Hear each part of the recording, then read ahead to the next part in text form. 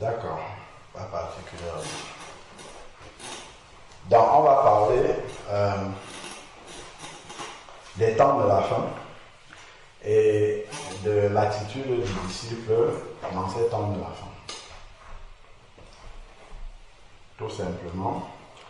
Donc, le Seigneur nous annonce à plusieurs endroits comment se caractériseront les temps de la fin. On peut regarder par exemple dans Timothée. Alors, on peut prendre déjà 1 Timothée.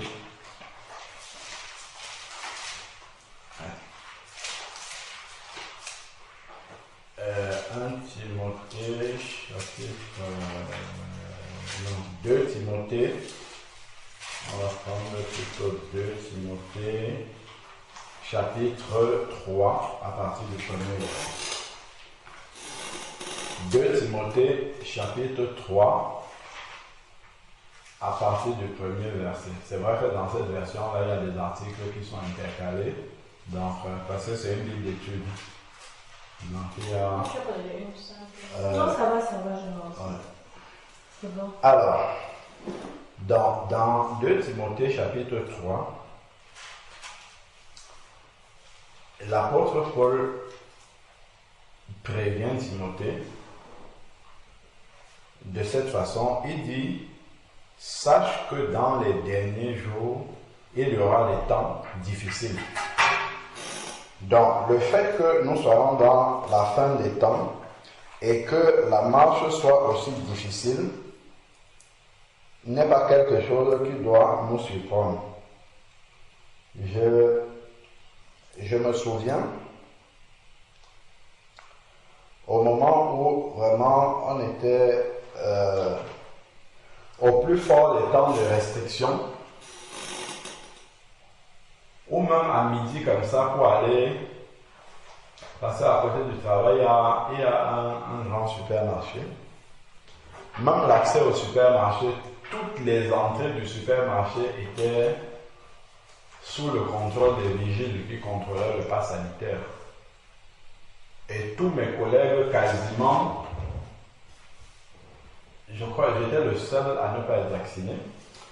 Et quand ils allaient au centre commercial, ils me demandaient comment tu vas finir par faire. Ils me demandaient que toi tu manges non. Puisque c'est là-bas qu'il y a le midi qu'on va manger, c'est là-bas, tout ça. Ils me disaient que tu vas finir par faire comment.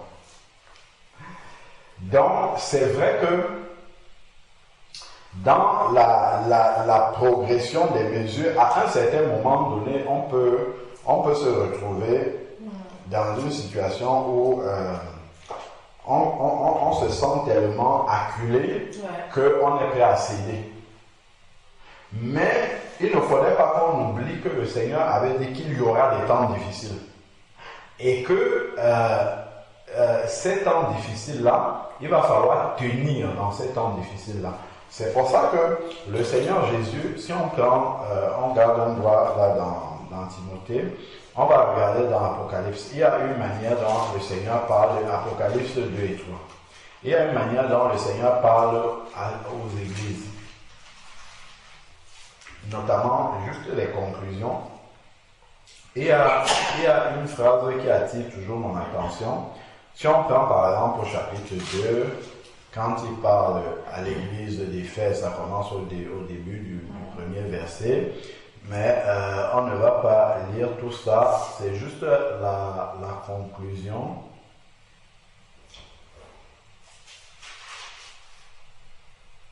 Alors, il dit, la conclusion c'est au verset, à la fin du verset 6, non, verset 7 exactement. Dans Apocalypse chapitre 2, verset 7, le Seigneur dit que celui, après avoir fait des reproches et des encouragements à l'église d'Éphèse, il dit que celui qui a des oreilles entende ce que l'Esprit dit à l'église, aux églises. Il dit, voilà maintenant ce qui attire mon attention, il dit à celui qui vaincra, je donnerai à manger de l'arbre de vie. Pourtant, le Seigneur nous a déjà donné la vie. Hein. Ce Christ est la vie. Donc, quand Christ vient dans une vie, on passe de la mort à la vie, il nous a déjà donné la vie. Mais il dit, je donnerai la vie. Ça veut dire que, en fait, cette vie-là qu'il nous a donnée, il faut la conserver en étant vainqueur. En fait. Et si on est vainqueur, ça veut dire qu'on a combattu. Ouais. On ne peut pas être vainqueur si on n'a pas combattu. Si on est resté, les choses se sont déroulées naturellement et à la fin on nous prime avec une médaille. Ça n'aurait pas de sens. Donc c'est quand il dit à celui qui vaincra, je donnerai à manger de l'arbre de vie, ça veut dire qu'il y a un vrai combat, il y a un vrai adversaire devant. C'est d'ailleurs pour ça que le diable, on l'appelle parfois l'adversaire, le malin, ainsi de suite. Et on va voir que le malin, dans cet temps de la fin, il va agir de plusieurs manières pour nous détruire. Hein. Son but, c'est ça. Hein. Soit qu'il va chercher à nous détruire si nous sommes très persévérants, soit il va chercher d'une manière ou d'une autre à nous mettre hors jeu, hors course, parce que quand il parle de combattre aussi, il parle de combattre selon les règles aussi. Il le dit aussi, il faut combattre selon les règles, donc il va essayer de nous mettre hors jeu, il va essayer de nous faire arrondir les angles, bon, ainsi de suite, quoi. C'est-à-dire qu'entrer dans le compromis, ainsi de suite. Et donc ça serait redéfinir les règles du combat. Le diable va nous amener à redéfinir à notre guise les règles du combat pour que ça soit moins difficile pour nous et que nous puissions, mais le Seigneur a dit à celui qui vaincra. Donc si on regarde, après c'est à l'église de Smyrne, ça commence au verset 8, à la fin, il va encore dire au verset 11 que celui qui a des oreilles entende ce que l'Esprit dit aux églises. Celui qui vaincra n'aura pas à souffrir de la seconde mort. Donc on voit à chaque fois toutes les conclusions aux églises, parce que l'église c'est vraiment ceux qui sont nés de nouveau, ce sont les saints. Donc c'est une chose d'être né de nouveau, mais être vainqueur, ça c'en est une autre. Ça veut dire qu'il faut avoir combattu jusqu'au bout. Donc, et là il parle de primer l'église en fait. Il parle vraiment de comment dire, d'accorder, parce que nous sommes sauvés mais en espérance.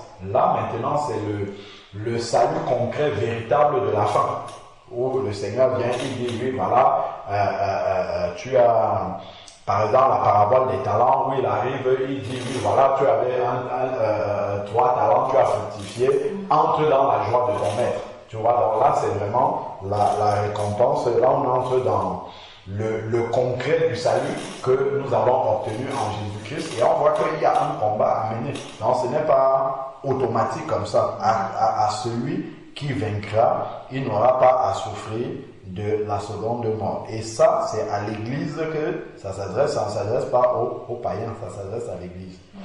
Donc, si on avance, pareil, il va parler à l'église de Pergame à partir du verset 12 et au verset 17, il dit que celui qui a les oreilles, pareillement, il dit à celui qui vaincra, je donnerai de la manne cachée. Tu vois? Donc, il y a toujours à celui qui vaincra. À toutes les églises, c'est à celui qui vaincra. Donc, on voit que l'église a à vaincre quelque chose. Il a à vaincre l'ennemi, d'ailleurs, qui est là.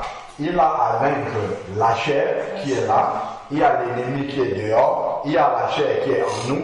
Donc, il y a vraiment, il y a plusieurs adversaires comme ça qui sont là et que nous avons à vaincre.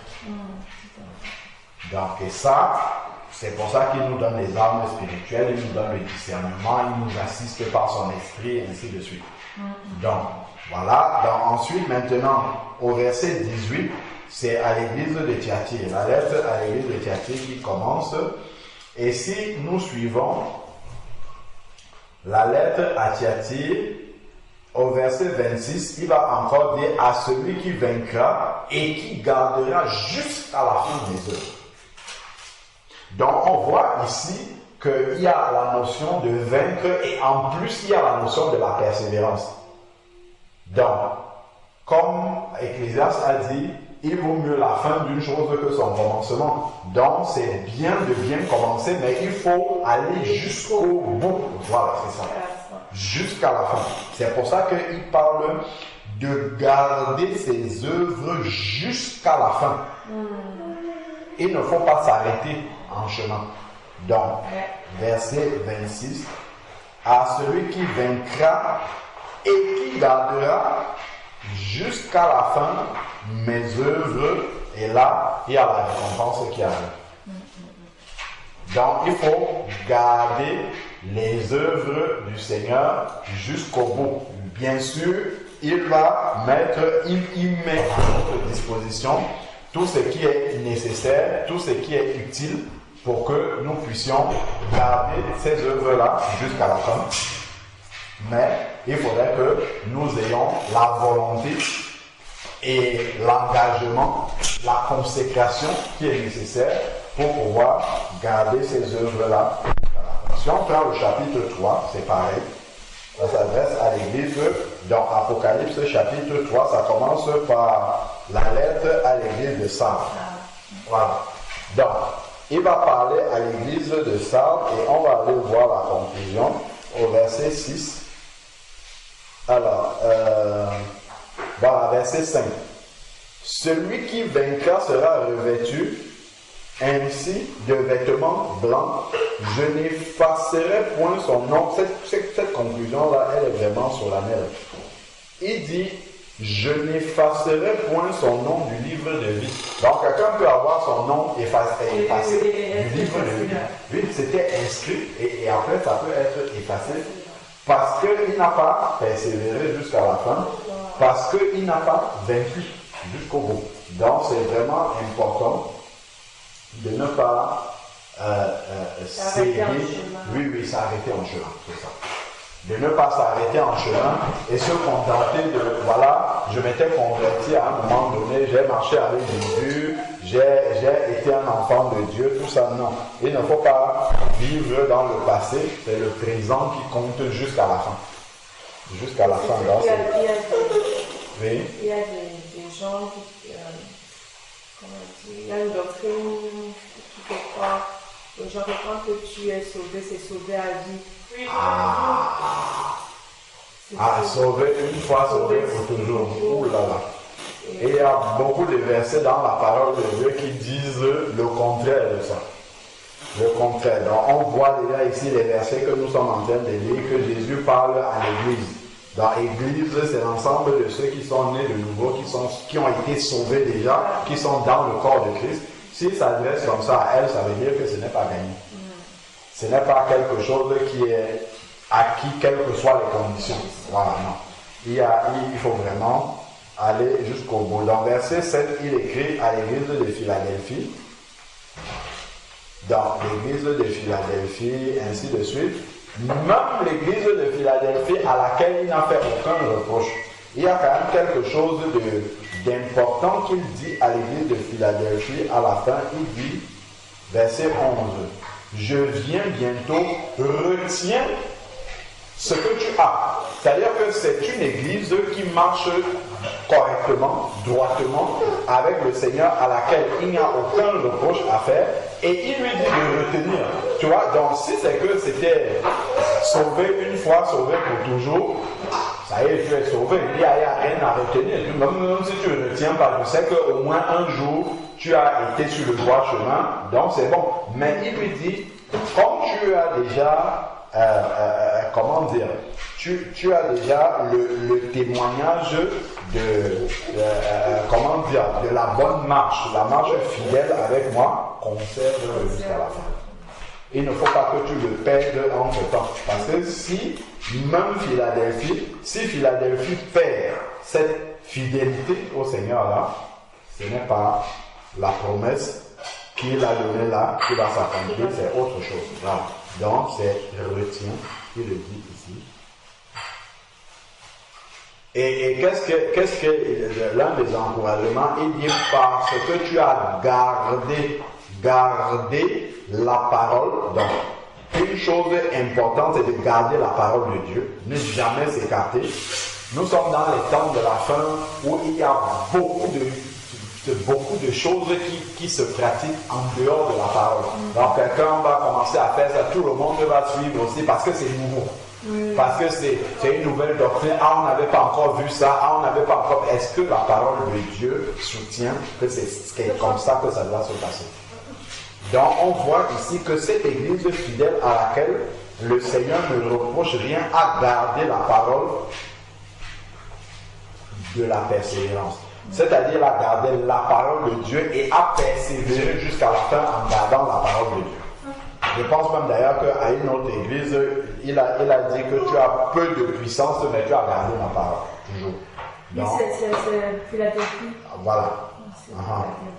Voilà, c'est ça. Donc, 8. Oui, verset 8, voici. Parce que tu as peu de puissance et tu as gardé ma parole. Tu vois? Donc, il ne faut en aucun cas commencer à ajuster la parole de Dieu ou alors à dire que de toute façon, j'arrive là, ce sont aussi des enfants de Dieu, donc peu importe ce qu'ils font, que ce soit dans la Bible ou pas, bon ok, c'est pas grave, on fait aussi, c'est la foi, c'est l'amour, oui, au nom de Jésus, c'est l'amour. Il faut garder la parole jusqu'à la fin. Il faut garder cette parole-là. Voilà. Donc même si on est le seul comme Noé était seul à faire ce que Dieu dit avec sa famille, mais il n'a pas pourtant changé parce que le plus grand nombre faisait autre chose. Il a gardé cette parole-là et on voit que au temps de Noé, il n'y a que 8 personnes qui ont été sauvées et le Seigneur nous dit dans Matthieu 24 qu'il en sera, dans Luc 17 qu'il en sera de même qu'au temps de Noé. Donc Noé ne s'est pas dit bon, si le Seigneur arrive ici là, il n'y a que 8 personnes ici que je vois suivre la parole. Il va abaisser le scandale, il va dire que bon, ok, si c'est comme ça, presque personne ne va être sauvé. Non, le Seigneur, lui, il a donné sa parole, donc c'est comme ça, ça ne bouge pas. D'ailleurs, on le voit même aller Adam et Ève. Il aurait pu changer et dire que bon, ok, Adam t'avait dit que si tu manges le fruit là, tu vas mourir. Ok, je te donne une deuxième chance. Donc, on va voir si finalement tu finis par manger ça, tu vas vraiment mourir cette fois-ci. Non, il n'y a pas eu de deuxième chance. Et on voit vraiment que quand la parole de Dieu est sortie, elle est sortie et c'est comme ça qu'elle va être. Et il ne vient pas modifier cette parole-là et essayer d'ajuster pour que, bon, c'est vraiment important de garder cette parole-là, même si personne ne veut plus faire tel que c'est écrit. Et d'ailleurs, à cette église de Philadelphie, au verset 12, il dit à celui qui vaincra, malgré, même si on est dans Philadelphie, il dit quand même qu'il faut vaincre.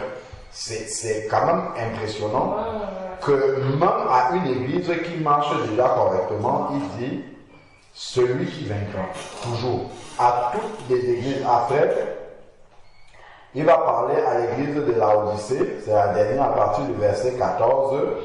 Et il finit au verset 21, il dit à celui qui vaincra, je le ferai asseoir avec moi sur mon trône comme j'ai vaincu. Donc Jésus étant le chemin, la vérité et la vie montre l'exemple lui-même. Il dit comme j'ai vaincu. Donc nous devons vaincre aussi comme il a vaincu. On sait que Jésus avait les peaux de banane partout où il passait de son vivant. Quand il n'y avait pas les pharisiens, les sadducéens, il y avait Hérode, il avait toujours les peaux de banane partout où il passait. Et jusqu'à la croix, il avait les peaux de banane. Puisque les gens venaient lui dire, si tu es réellement le Fils de Dieu, descends de la croix. Descends de la croix. Descends de la croix. Et ça, en fait, c'est de cette manière-là aussi que notre chair est titillée tous les jours.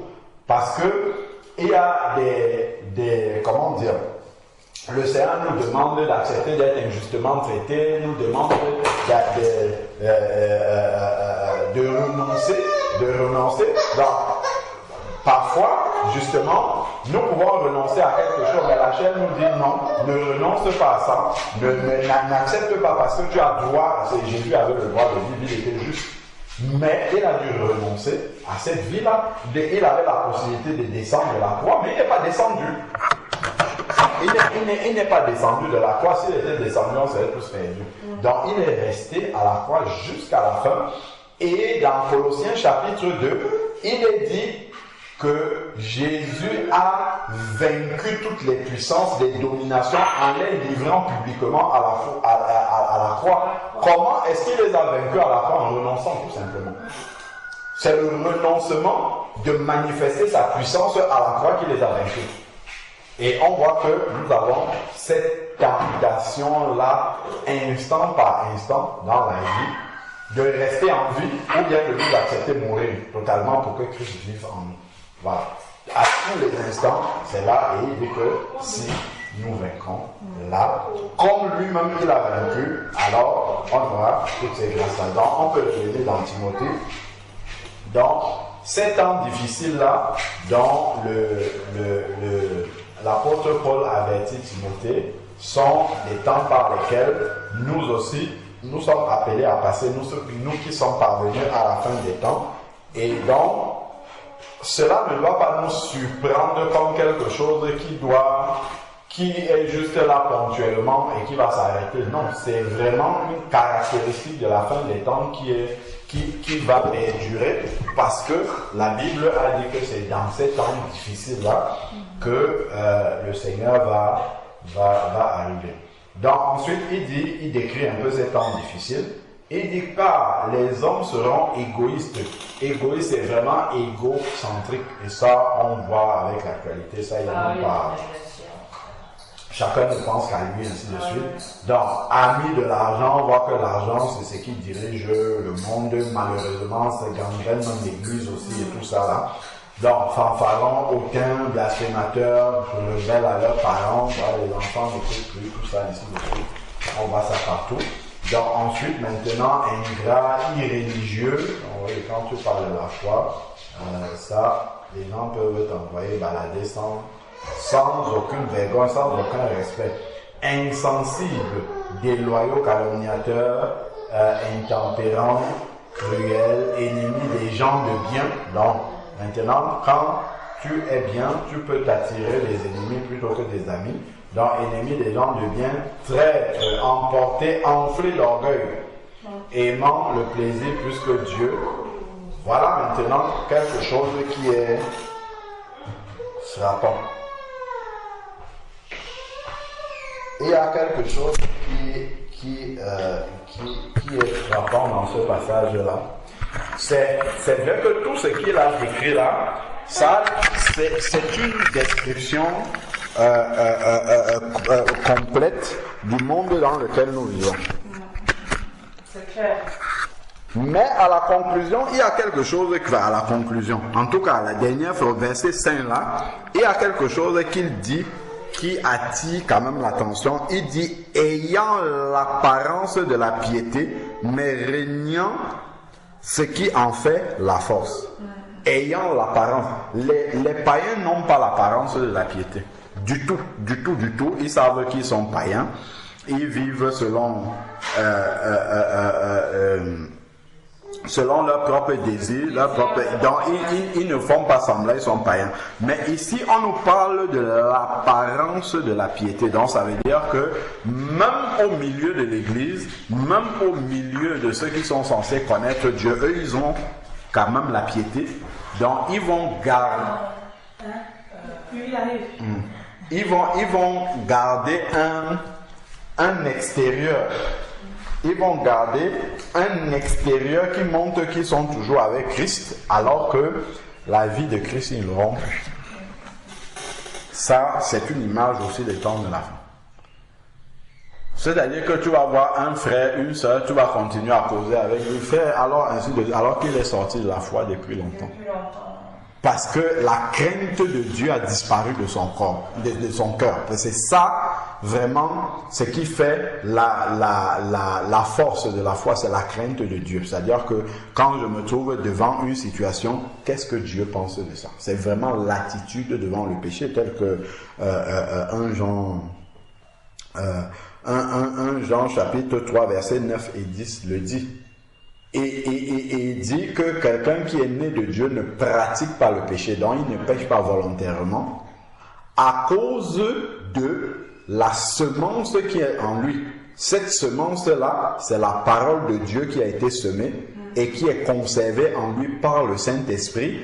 Si on sème quelque chose, le fruit de Dieu est vraiment ce qui atteste que quelqu'un appartient réellement à Christ. Oui, c'est ça. C'est la crainte de Dieu dans son cœur. Donc, ici, Timothée dit, l'apôtre Paul dit qu'ils ont l'apparence de la piété, dont l'extérieur reste l'extérieur de quelqu'un. Comme s'ils avaient la crainte. Voilà. Donc quand tu regardes en apparence, tu sais que celle-ci c'était une sœur, ça c'est un frère. Donc c'est toujours un frère, alors que non, il n'est plus dedans. Il a déjà changé de direction. Donc ça c'est un signe des temps de la fin auquel il faudrait que nous fassions attention. La crainte de Dieu doit demeurer dans nos corps. Le combat. D'ailleurs, l'apôtre Paul après lui dit: éloigne-toi de ces hommes, parce qu'ils sont plus dangereux que les païens. Parce qu'un païen, tu sais déjà que lui, il est païen, donc je sais déjà que je ne peux pas copier ce qu'il fait, ce n'est pas le modèle.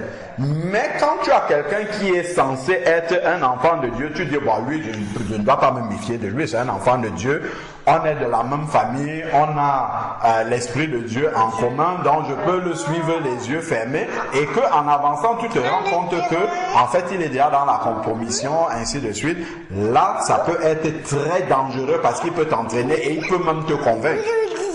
Il peut te dire que non, ben voilà, le Seigneur permet ça, ainsi de suite. Donc, si tu n'es pas enraciné dans la parole de Dieu, tu vas suivre ce chemin-là, et là nous sommes dans les temps où c'est facile de vaciller comme ça, de passer vraiment d'une doctrine à une autre et d'aller surtout à la simplicité qui évite que la chair meure. C'est ça cet évangile-là, comme l'évangile comme cette parole-là qu'on a entendue, que maintenant on peut naître de nouveau sans se repentir.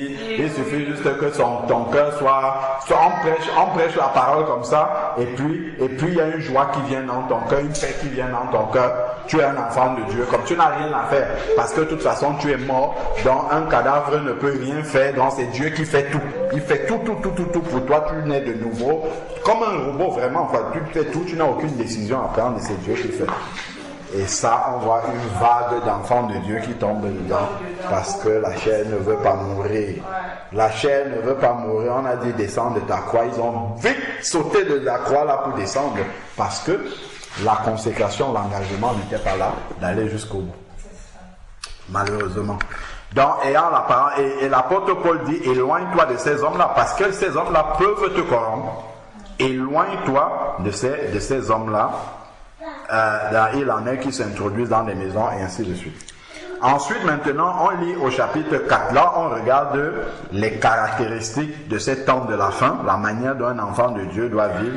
Donc, on voit déjà que il y a garder la parole de la persévérance. Ça revient toujours à ça. Et avoir conservé la crainte de Dieu dans son cœur. Peu importe là où nous sommes, ainsi de suite, que la crainte de Dieu demeure toujours dans notre cœur. Donc ensuite, maintenant, au chapitre 4 de Timothée, chapitre 4, il dit: je t'en conjure devant Dieu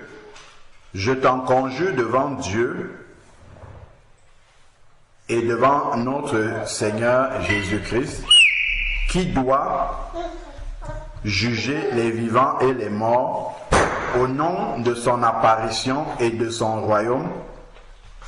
Prêche la parole, insiste en toute occasion, favorable ou non, reprend, censure, exhorte avec toute douceur et en instruisant. Ensuite, maintenant, il explique pourquoi il faudrait que Timothée agisse de cette façon-là. Il dit: car il viendra des temps où les hommes ne supporteront plus la saine doctrine.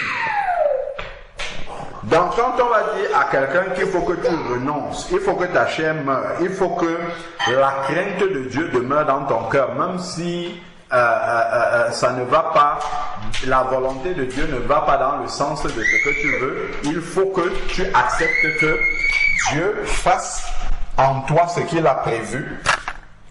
Tu vas dire: non, je préfère aller vers une parole qui est plus plus mielleuse, plus en accord avec ce que ma chair veut, sans toutefois l'avouer comme ça. Ça va se faire de manière très subtile et c'est vraiment en cela que l'apparence de la piété peut prendre aussi une forme de visage. Donc ensuite maintenant, il dit ici, les hommes ne supporteront pas la saine doctrine, mais ayant la démangeaison d'entendre des choses agréables. Donc on voit que dans les temps de la fin, l'oreille va vouloir en fait les choses qui ne dérangent pas, qui vont dans son sens, qui apaisent, voilà, où on n'a plus d'efforts à faire, où on n'a rien à faire, où, voilà, vraiment, c'est ça, qui le conforte dans les choses qu'il fait, sans avoir à rien reprendre, sans avoir à rien redire par rapport à ça. Et ça, ce sont des choses agréables, voilà. Et donc, ils se donneront une foule de docteurs, donc une foule d'enseignants. Ils se donneront, donc ils vont choisir, ils ne vont pas aller là où Dieu les a dirigés pour recevoir la parole, mais ils vont choisir en fonction de ce qui est prêché. Voilà, c'est ce que ils se donneront, ce n'est pas Dieu qui va leur donner. Parce que si on regarde dans Éphésiens, on dit que c'est Jésus-Christ qui a donné à l'église les docteurs, les apôtres et ainsi de suite. Mais là, ceux-ci, c'est eux-mêmes qui se donnent ces docteurs-là. Donc ils choisissent, donc ils se donneront une foule. Tu vois, une foule, ils ne vont pas se donner un seul docteur, en passant, ils se donnent une foule pour être sûr que dans la foule là, il y en a au moins un qui dit à ce moment-ci ce que moi j'aime entendre. Et c'est là-bas qu'il va partir. Donc une foule de docteurs, et malheureusement, il y aura des docteurs toujours qui vont dire des choses qui correspondent à ce que quelqu'un veut entendre, et la personne va choisir d'aller là-bas. Donc ils se donneront une foule de docteurs. Regardons donc alors. Les docteurs là sont choisis comment? Selon la vérité qu'ils enseignent? Non. Selon leur propre désir. C'est ce qui est dans leur cœur. C'est-à-dire ils vont choisir l'évangile qu'ils veulent entendre et ils détourneront l'oreille de la vérité. Donc tu vas venir dire à un frère, un bien-aimé comme ça que non. Voilà ce que le Seigneur a dit. Le Seigneur a toujours prêché qu'on doit se repentir. On doit crucifier la chair. Quand tu vas venir dire non, c'est trop dur, ainsi de suite, non, voilà, je m'étais trompé. Quelqu'un va même me dire, c'est aujourd'hui que je suis né de nouveau parce qu'il a entendu un évangile qui ne le bouscule pas. Donc, et tout ça là, c'est vraiment, ils se détourneront. Et il y a quelque chose qui est naturel chez l'être humain, c'est que quand il se détourne de quelque chose, il se tourne vers autre chose. Tout de suite, parce que la nature horreur du vide. Donc, dès qu'il y a le vide, comme ça, il y a autre chose qui remplace. Tout de suite. Donc, ils se détourneront. Voilà, c'est ça. Ils se détourneront. Ils détourneront l'oreille de la vérité et se tourneront vers des fables. Parce que, en fait, quand tu n'acceptes pas la vérité, le diable te propose autre chose. Tout de suite, il va te proposer autre chose. Et là, ce sont des fables. Des fables qui ne peuvent pas sauver. Après, il lui dit, mais sois sobre. Bon, ça encore, enfant de Dieu doit demeurer sobre en toutes choses. Supporte la souffrance. Donc, il y aura la souffrance qu'il va falloir supporter. Et non dire, Seigneur, oh, vraiment, si la souffrance là continue, c'est fini pour moi. Non. Il demande de supporter cette souffrance-là.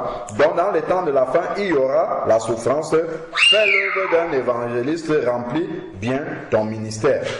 Donc, voilà un peu quelques caractéristiques comme ça que l'apôtre Paul donne par rapport à la fin des temps. Et finissons maintenant sur Matthieu 25. Dans Matthieu 25, il y a la parabole des vierges folles et des vierges sages. Il y a juste un petit passage intéressant aussi à lire dessus. Voilà. Donc Matthieu 25, il dit, alors le royaume des cieux sera semblable à 10 vierges qui, ayant pris leur lampe, allaient à la rencontre de l'époux. Donc, il parle de 10 vierges. En fait, les enfants de Dieu sont tous considérés comme étant des vierges. Parce que quand tu nais de nouveau, tu deviens une vierge, en fait. Parce que l'épouse du Seigneur,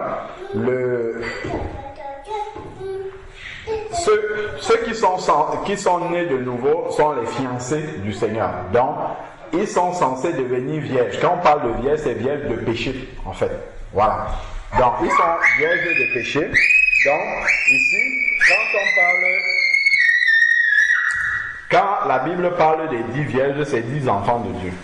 Ce sont des enfants de Dieu qui sont nés de nouveau, dont leur casier judiciaire de péché a été réinitialisé, mis à zéro. Donc, aller à la rencontre de l'époux. 5 d'entre elles étaient folles et 5 sages. Donc, les folles, en prenant leur lampe, ne prirent point d'huile. Donc, il y a déjà une caractéristique des folles, c'est qu'elles n'ont pas pris l'huile. Elles ont pris la lampe, mais la lampe est vide.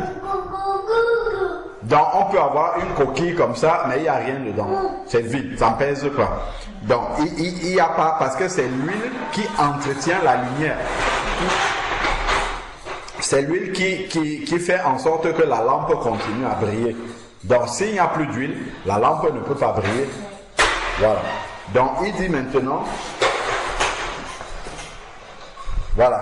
Donc, elles ont pris la lampe dans ce qui est extérieur, mais elles ne prennent pas ce qui entretient et permet à la lumière de toujours briller. Donc, et ensuite, maintenant, ne prirent point d'huile avec elles, mais les sages prirent leur lampe.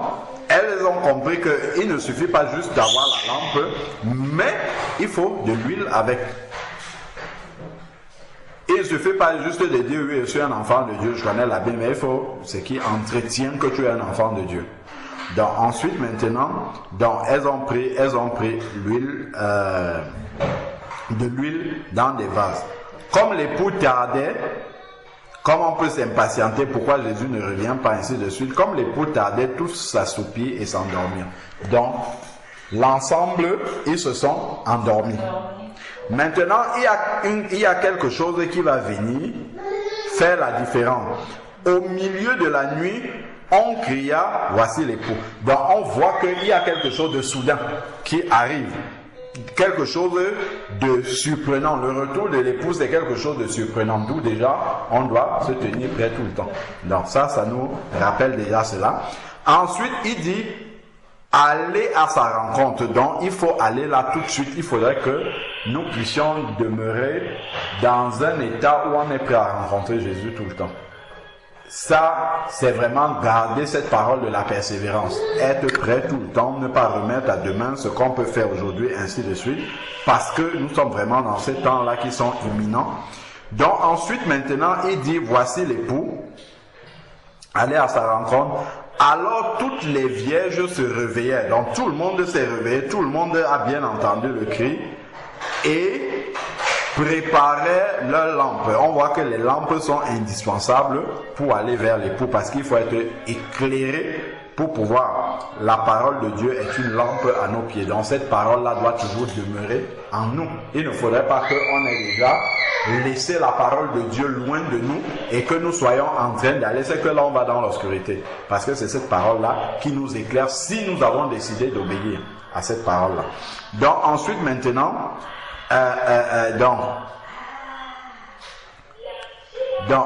aller à sa rencontre, alors elles ont pris leur lampe et préparé leur lampe. Les folles disent aux sages, donnez-nous votre huile, car nos lampes s'éteignent. C'est là, maintenant, quand l'époux arrive, qu'elle se rende compte qu'il faut la lampe. Il faut voir pour pouvoir aller à la rencontre de l'époux. Et là, c'est là qu'elle se rend compte qu'elles n'ont pas ce qui maintient la lampe, voilà, allumée. Donc, elles demandent si elles peuvent emprunter. La crainte de Dieu que quelqu'un d'autre a, tu ne peux pas l'emprunter. La consécration que quelqu'un d'autre a, tu ne peux pas l'emprunter, c'est quelque chose qui est personnel. Ça ne se donne pas, ça ne se partage pas, on peut juste te conseiller dessus, mais tu ne peux pas l'apprendre. Les sages répondirent non. Il n'y en aura pas assez, voilà, pour nous et pour vous. Allez plutôt chez ceux qui en vendent et achetez-en pour vous pendant qu'elles allaient acheter. Donc, c'est au dernier moment qu'elles veulent se préparer. Mais c'est tard. C'est ça, c'est tard. On ne peut pas au dernier moment essayer de rattraper toute sa marche chrétienne. C'est quelque chose qui se construit progressivement. Progressivement, on a des expériences avec le Seigneur. Parfois on y arrive, parfois on n'arrive pas. Le Seigneur nous corrige, on essaye de faire différemment et ainsi de suite. On essaye de marcher selon la correction que le Seigneur nous a apportée. Mais ce n'est pas au dernier moment, comme on disait souvent, quand on passait les examens au pays, on disait que ce n'est pas au bout du marché qu'on nourrit la poule. Voilà. Donc, ce n'est pas à ce moment-là que il faut essayer de se préparer et demander, ah oui, bon maintenant, qu'est-ce que le Seigneur disait dans sa parole? Non, c'est toute une vie en fait. Voilà. Ensuite, maintenant, il dit, pendant qu'elles allaient en acheter, donc quand elles veulent se préparer, l'époux arriva et celle qui était prête à l'instant là entrait avec lui dans la salle des noces et la porte fut fermée. Donc on voit déjà que la porte, quand l'époux vient, la porte a été fermée. Plus tard, les autres vierges vinrent et dirent, Seigneur, Seigneur. Donc on voit qu'elles appellent toujours le Seigneur, Seigneur. Donc il y a l'apparence de la piété. Seigneur, ça veut dire, en fait, maître. Ça veut dire que tu es le maître de ma vie, tu as l'autorité sur ma vie. Donc, Seigneur, Seigneur, ouvre-nous. Mais il répondit, je vous le dis en vérité, et c'est juste là que je voulais en venir, je ne vous connais pas. C'est quand même impressionnant que des gens qui appellent Jésus Seigneur, le Seigneur dit, je ne vous connais pas. Donc, elles, dans leur bouche, confessent que Jésus est le maître, mais Jésus dit, moi, je ne vous connais pas. Et dans l'expression biblique connaître, on voit les premiers mots connaître, là, c'est dans Genèse chapitre 4, si je ne me trompe pas, où la Bible dit que Adam connut sa femme Ève et elle devint enceinte de Caïn. Donc, connaître, c'est avoir l'intimité. Donc, quand il dit je ne vous connais pas, c'est dire que nous n'avons pas d'intimité au sens, ça c'est maintenant au sens spirituel, nous n'avons pas d'intimité ensemble. Non, je ne vous connais pas du tout. Donc, on comprend que dans ces temps qui sont les derniers, qui sont prêts, c'est important d'avoir une intimité propre avec le Seigneur. C'est vraiment capital. Parce que dans toute la confusion spirituelle qu'il y a dehors, c'est vraiment cette intimité avec Dieu qui nous permettra dans une situation ou dans l'autre d'écouter la voix du Seigneur, de prendre des décisions. Tu vois? Par exemple, si on prend même le sens simple, il y a beaucoup de décisions. Par exemple, devant le vaccin, certains demandaient, je fais comment, je fais... Tu vas, tu pries, tu demandes au Seigneur, voilà ce qui est en train de se passer. Qu'est-ce que je dois faire? Dans quelle direction je dois aller? Et le Seigneur, si on a l'habitude, parce que c'est ça aussi, on voit que les vierges au dernier moment, si on n'a pas pris l'habitude d'aller consulter le Seigneur, de faire confiance à ce que Dieu peut nous dire, mais en fait on va se fourvoyer, on va aller à gauche, on va aller à droite, on va taper à toutes les portes parce qu'on n'a pas l'habitude d'écouter Dieu. Un peu comme les Israélites qui étaient là, Dieu était en train de leur donner les 10 commandements. Ils disent à Moïse, non, que Dieu ne nous parle pas, sinon nous on va mourir. Toi, va écouter ce qu'il a dit et viens nous dire. Parce qu'ils ne veulent pas avoir une intimité directe avec le Seigneur. Et ça, c'est important. Ça n'annule pas que nous sommes dans un corps, on doit avoir la communion fraternelle, on doit fréquenter les frères, les sœurs. Tout ça, c'est une chose, c'est bien, mais l'intimité avec Dieu, elle est fondamentale. Parce que dans beaucoup de situations, dans bien des cas, quand on regarde par exemple Jésus, qui est le chemin, la vérité et la vie, Jésus est venu, dès qu'il est entré dans le ministère, tout de suite, il est allé d'abord dans le désert seul.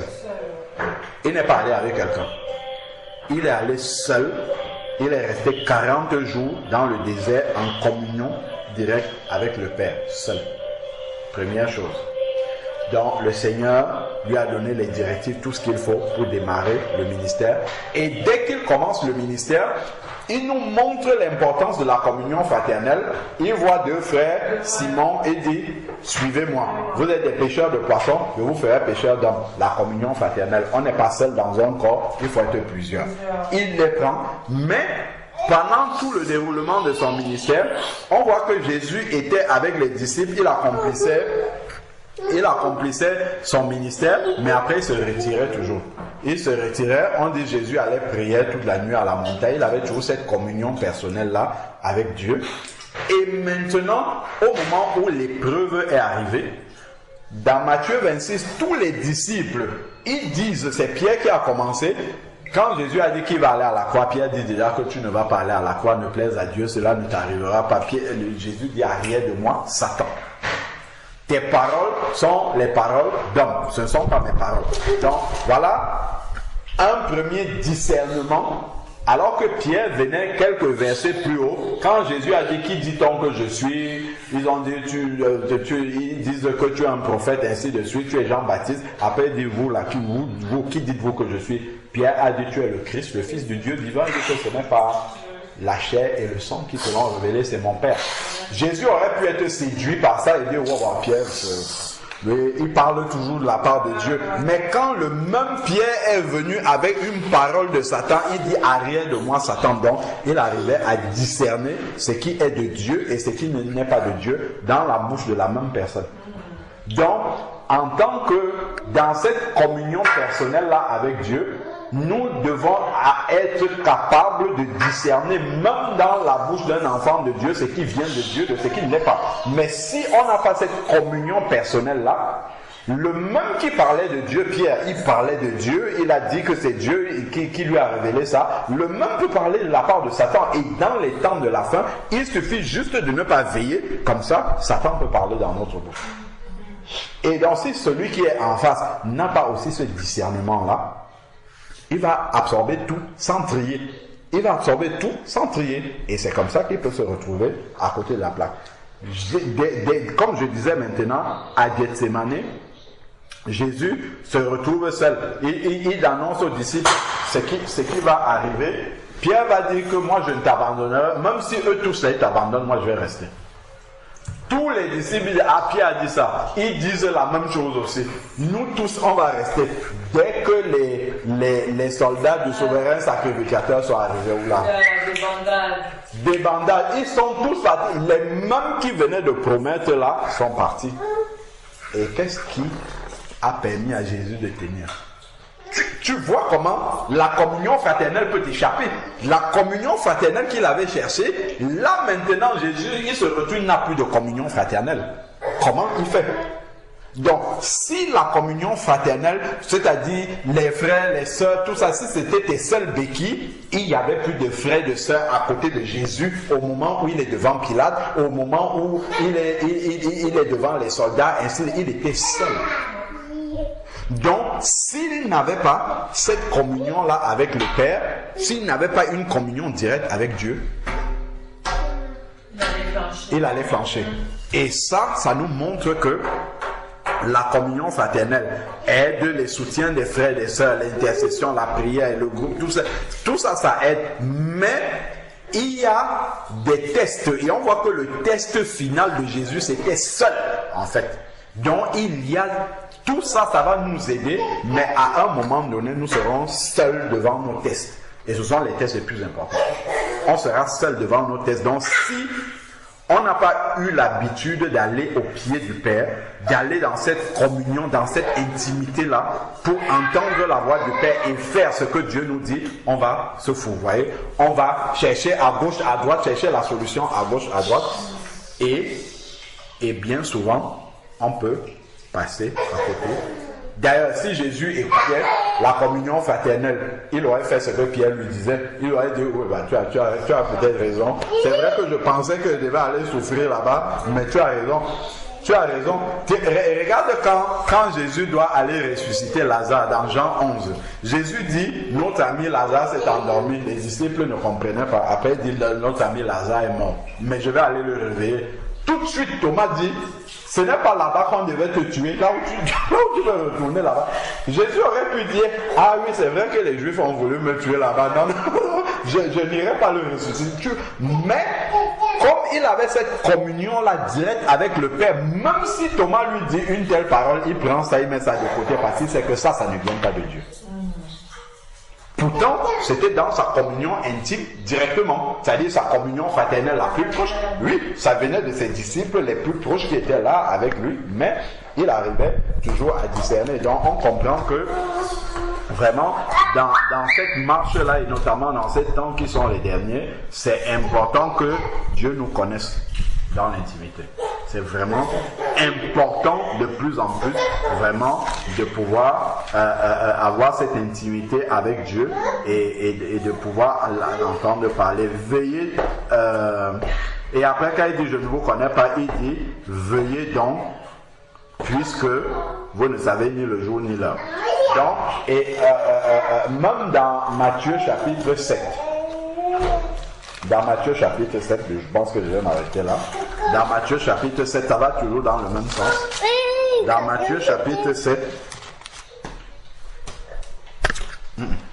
dans Matthieu chapitre 7,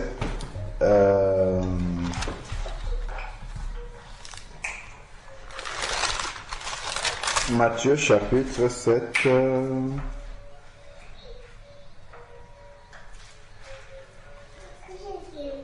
alors, dans Matthieu chapitre 7,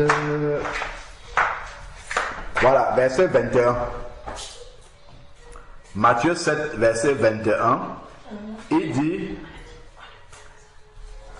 quand il dit qu'on reconnaîtra en fait les prophètes, en tout cas les enfants de Dieu, on peut même dire ça comme ça, on les reconnaîtra par leurs fruits. C'est ce qu'il dit. On reconnaît l'arbre par le fruit. Et au verset 21, Matthieu 7, 21, il dit, ceux qui me disent Seigneur, Seigneur, n'entreront pas tous dans le royaume de Dieu. Un peu comme les vierges là, qui sont toutes venues dire Seigneur, ouvre-nous, tu vois. Ce ne sont pas tous ceux qui disent Seigneur, Seigneur, qui entreront dans le royaume des cieux. Et ensuite, il dit, mais celui-là seul qui fait la volonté de mon Père qui est dans les cieux. Donc c'est celui-là seul qui obéit, celui-là seul qui a la crainte de Dieu dans son cœur. Plusieurs me diront en ce jour-là, Seigneur, Seigneur, n'avons-nous pas prophétisé? Prophétiser c'est bien, ce n'est pas mauvais. N'avons-nous pas prophétisé en ton nom? Donc ils n'ont pas fait ça en leur propre nom, c'est au nom de Jésus qu'ils ont fait ça. N'avons-nous pas chassé les démons par ton nom? Donc ils ont prophétisé, ils ont chassé les démons, ils ont même fait l'œuvre de Dieu. Et n'avons-nous pas fait beaucoup de miracles en ton nom? Donc ils ont même fait des miracles au nom de Jésus. Alors je leur dirai ouvertement, je ne vous ai jamais connu. C'est quand même impressionnant que des personnes puissent faire tout ça sans que Dieu ne les connaisse. Tu vois que l'intimité avec Dieu, c'est quelque chose d'essentiel. Hein? C'est vraiment ce qui compte le plus. C'est pas, bon, je fais les miracles, je fais l'œuvre de Dieu, je chasse les démons, je prophétise. Tout ça, c'est bien, mais ce n'est pas ce qui compte. Le Seigneur, c'est vraiment dans cette intimité-là, dans ce jardin-là qui nous attend. Tout ça, ce n'était pas mauvais, mais il dit que je ne vous ai... C'est-à-dire que même au moment où ils étaient en train de faire les miracles, les prodiges, tout ce qu'ils faisaient là, ils chassaient les démons, ils ne les connaissaient pas. Parce qu'il dit, je ne vous ai jamais connu. Ce n'est pas qu'un temps je vous ai connu, après un temps vous êtes partis, vous m'avez abandonné. C'est qu'il dit, je ne vous ai jamais connu. Jamais, jamais, jamais. C'est-à-dire qu'ils n'ont jamais eu d'intimité avec Dieu. Jamais. Alors, donc, ce n'est pas un peu de miracle, c'est beaucoup de miracles. Je pose la question, les miracles viennent de Satan. C'est des miracles qui viennent de Dieu. Tu sais que quelqu'un qui a la foi peut faire des miracles. J'ai souvent entendu des personnes qui accomplissent, le frère Job nous partageait souvent le témoignage d'un monsieur dans l'assemblée où il était, qui a d'abord un témoignage personnel très fort. C'est quelqu'un qui était décédé, qui est ressuscité, et il est ressuscité avec un don de guérison. Il est devenu pasteur, tout ça et tout. Il ne vivait pas dans la volonté de Dieu. Il avait une vie cachée, dissolue, mais il accomplissait des grands miracles. Il faisait des croisades d'évangélisation avec des guérisons terribles. Mais sa vie, les femmes, tout ça là, sa vie était dissolue. Mais il accomplissait des miracles. Parce que Dieu lui a donné un don, et Dieu ne se répand pas de ce don-là. Si déjà il le fait avec Satan, à plus forte raison les êtres humains qui sont certainement mieux que Satan, Dieu il ne se répand pas. Si tu as donné un don, le don peut continuer à opérer. Parfois Dieu peut arrêter, on ne sait pas toujours. Parfois le don peut continuer à opérer bien que la personne n'a pas d'intimité avec le Seigneur.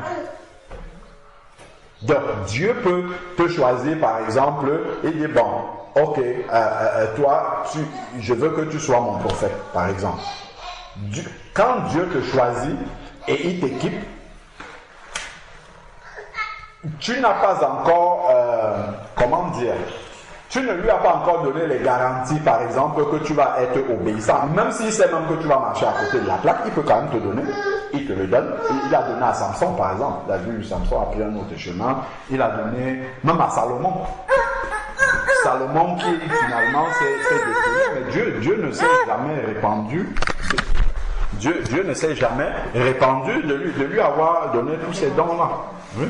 Il n'a jamais changé. Donc, Dieu peut t'accorder des dons en son nom. Tu continues à prononcer le nom de Dieu. Tu fais des miracles et tout ça. Mais, tu décides de ne pas te consacrer à Dieu. Tu vois, de ne pas avoir une intimité avec lui. Mais de continuer à... Voilà. C'est vrai qu'on peut avoir tendance à dire que ce sont des miracles qui viennent de Satan. Mais ici, le Seigneur ne dénonce pas, il ne dit pas que non, ce n'est pas mon nom que vous avez fait ça. Il ne dit pas que ce n'était pas moi qui opérais. Mais il dit simplement que vous n'avez pas... Oui, je ne te connais pas. Regarde par exemple... Dans les évangiles, il y avait quelqu'un qui prêchait et qui chassait les démons, et qui ne suivait pas les disciples de Jésus et tout ça. On est venu dire à Jésus, il y a quelqu'un là-bas qui est en train de chasser des démons, il ne nous suit pas. Veux-tu que nous fassions soit descendre le feu sur lui ou bien en tout cas. Jésus a dit non, laissez-le faire. Mais il ne suivait pas Jésus, hein. Mais il était en train de faire l'œuvre de Dieu. Est-ce que tu vois? Il n'est pas en train de suivre Jésus, mais il fait quand même le travail du Seigneur. Donc ce qu'il fait n'est pas mauvais. Ça accomplit les œuvres de Dieu probablement. Devant ces guérisons, là, il va y avoir des vraies conversions. Devant les prophéties, peut-être quelqu'un va se repentir. Tout ça, ce n'est pas mauvais, c'est l'œuvre de Dieu. Mais quant à la personne même qui est en train d'accomplir ça, il n'est pas en train de suivre Jésus. Il n'a pas de communion personnelle. Mais au moment du jugement, parce que là, c'est au moment du jugement, le Seigneur ne va pas dire, ok, comme tu as fait tout ça en mon nom, c'est bon, allez, vas-y, entre dans la joie de Dieu. C'est qu'il faut avoir obéi au Seigneur. Donc le monsieur qui était en train de prophétiser, de faire toutes ces choses-là, et dont les disciples lui ont parlé, devait venir voir Jésus. Et c'est Jésus qui devait lui donner le mandat maintenant, va faire ceci, va ainsi de suite, et par obéissance. Mais bon, tu vois, donc ça nous montre des petites...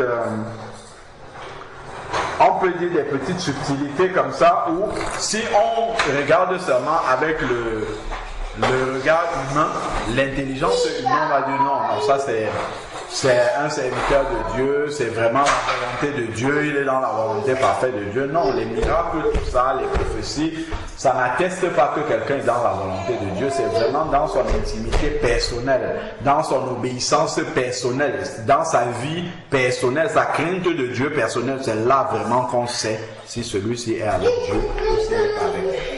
Ce n'est pas parce que les œuvres qu'il accomplit, les œuvres de puissance et tout ça sont des œuvres de Dieu que ça atteste que la personne est réellement avec le Seigneur. Donc voilà. Donc ensuite maintenant, oui, il dit, je ne vous ai jamais connu. Il dit même, retirez-vous de moi, vous qui commettez l'iniquité. Tu vois que quelqu'un peut commettre l'iniquité, il pratique tout ça. Hein. Il chasse les démons, il prophétise la vérité. Hein. Il prophétise la vérité, il fait beaucoup de miracles, pas un peu, et ainsi de suite. Mais il pratique l'iniquité. C'est-à-dire qu'il prêche volontairement. Donc on en revient encore à 1 Jean chapitre 3. 1 Jean chapitre 3 au verset 10 où il dit que c'est là que se différencient les enfants de Dieu et les enfants du diable, c'est celui qui ne pratique pas le péché. Voilà. Donc vraiment que dans ce temps de la fin, le Seigneur nous donne de demeurer dans l'intimité avec lui, de persévérer, de garder sa parole jusqu'au bout et vraiment de demeurer dans la crainte de Dieu. Ça c'est vraiment important. Amen. Je ne sais pas si vous avez des questions. D'accord. Bon, on va prier par rapport à ça parce que quand on voit comment le Seigneur parle dans le livre aux 7 églises, on comprend que le salut, ce n'est pas quelque chose qui est acquis, qui est gagné, qui est définitif, qui est sans condition. Bon, de l'autre côté aussi, cela ne doit pas nous faire peur, comme si le Seigneur nous demande quelque chose qui est inaccessible. Nous devons avoir cette confiance que si Christ est mort à la croix, c'est vraiment parce qu'il veut que nous soyons sauvés. Ce n'est pas qu'il vient en mettant les conditions tellement difficiles et pour qu'à la fin il garde son salut pour lui. Il veut vraiment que tous les hommes soient sauvés. Donc le Seigneur fera toujours tout ce qui est possible pour que nous gardions le salut si on l'a déjà, ou que nous venions au salut si on ne l'a pas encore, et que nous le gardions jusqu'à la fin. Le Seigneur fera tout pour qu'il en soit ainsi, afin que sa mort à la croix, son sang versé ne soit pas vain pour nous. Alors ça, c'est la volonté parfaite de Dieu, c'est ce que Dieu veut. Maintenant, de l'autre côté, nous avons aussi notre part à faire. Donc, il ne faudrait pas que nous ne fassions pas notre part. Il faut que nous décidions de faire notre part et que nous allions au pied du Seigneur. S'il y a quelque chose qui nous dépasse, s'il y a quelque chose qui est difficile, s'il y a quelque chose auquel nous n'arrivons pas, à faire, que nous soyons toujours prompts à aller au pied du Seigneur pour qu'il nous aide, qu'il nous prenne par la main pour pouvoir y arriver. Et surtout que nous tenions jusqu'à la fin, jusqu'au bout. Parce que vraiment, le monde s'y a tellement de phases et de surprises, telles que nous dit 2 Thessaloniciens au chapitre 2, que la manifestation de l'impie se fera avec beaucoup de produits, de miracles. Il y a beaucoup de choses qui peuvent nous séduire, il y a beaucoup de choses qui peuvent nous faire peur et nous amener à perdre cette crainte de Dieu que nous avons, cette confiance que nous avons au Seigneur. Vraiment que Dieu nous préserve de tout cela et qu'il nous aide vraiment à tenir jusqu'au bout. Amen. Amen. Seigneur Dieu, nous te bénissons encore pour ces paroles de rappel que tu viens de nous donner encore, Seigneur Père éternel, tel que l'apôtre Pierre disait, je ne cesse de vous rappeler les mêmes choses. Nous avons besoin de l'entendre, même nous qui prêchons, Seigneur Père, en prêchant, on se prêche à nous-mêmes encore, Seigneur Père, parce que ces paroles-là sont vraies au quotidien, Seigneur Père, car nous ne pouvons pas nous contenter de dire que nous avons déjà atteint ta volonté. À l'église de Philadelphie, nous avons lu que tu as demandé à l'église de Philadelphie de garder ce qu'elle a. Seigneur Père éternel, que vraiment ce que nous avons qui t'appartient vraiment, aide-nous à le garder, et ce que nous avons qui ne t'appartient pas, Père, que nous puissions le déposer de côté et demeurer accrochés à toi uniquement avec ce qui t'appartient jusqu'au bout. Seigneur Dieu, tu vois combien bien souvent nous sommes partagés, parfois nous sommes chancelants, mais nous te prions, Seigneur Père éternel, de nous donner, de ne pas lâcher ta main, de tenir jusqu'au bout, Seigneur Père éternel. Accorde-nous encore davantage le discernement et donne-nous de venir toujours à tes pieds. Pardonne-nous pour tous nos moments de distraction, pour tous nos moments, Seigneur Père, où nous ne sommes pas focalisés sur toi, Père, où nous vivons loin avec les pensées loin de toi, Seigneur Père. Nous te prions, Seigneur Dieu, que vraiment tu nous viennes en aide, Seigneur Père éternel, par rapport à tout cela, afin que nos pensées soient toujours centrées sur toi, que nos pensées demeurent toujours connectées à toi, Seigneur Père éternel, et que la crainte que tu as semée dans nos cœurs puisse demeurer toujours intacte jusqu'à la fin. Seigneur Dieu, nous faisons la même prière pour nos frères, pour nos sœurs, à travers le monde entier. Seigneur Père éternel, dans ces temps de la fin, que tu puisses garder chacun, Seigneur Père éternel, obéissant sur le chemin étroit. Que vraiment ton nom soit béni, que ces paroles demeurent permanemment dans nos cœurs. Rafraîchis-nous toujours la mémoire et le cœur avec ces paroles-là, afin que nous puissions les vivre instant par instant et nous préparer pour ton prochain retour. Que ton saint nom soit élevé encore dans nos vies, dans nos cœurs, au nom de Jésus-Christ. Amen.